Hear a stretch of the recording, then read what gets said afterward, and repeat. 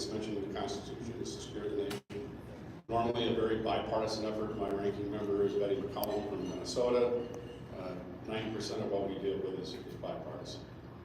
And we try to make sure, that I mentioned earlier, that the men and women who serve in the military get the best quality of life that we can afford, and that adequate housing and child care nowadays, because it's an all-volunteer force, and that we have the best equipment available.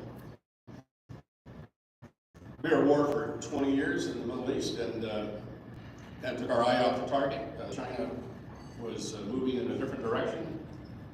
We weren't keeping an eye on that threat as much as we should have. And now we're in a situation where China now has the largest navy in the world. They're sitting on approximately 360 ships compared to our 290 ships. They're primarily focused in the South China Sea. We're all around the world. Their ships are very accurate. They look a lot like ours. That's because they stole the plans, and building their Allied destroyer looks a lot like our Allied destroyer for obvious reasons.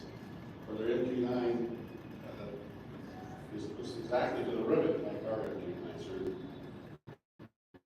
A lot of technology for hypersonic. We developed the hypersonic program back in 1996. It's called the Ramjet. It's known as Mike Griffin's head of NASA at the time. I was at Space Aeronautics. And we did the initial test, got it up to Mach 9, very successful. We offered it to the Air Force. They politely turned us down and said we don't need it. And the Chinese promptly stole the technology. They perfected it, and then they deployed it. And they have 1,000 operable and maneuverable hypersonic missiles that operate under high Mach speeds that we find almost impossible to implement. So we're on a speed track now to find one defensive mechanism for that hypersonic missile to protect our carriers, and also an offensive capability that has been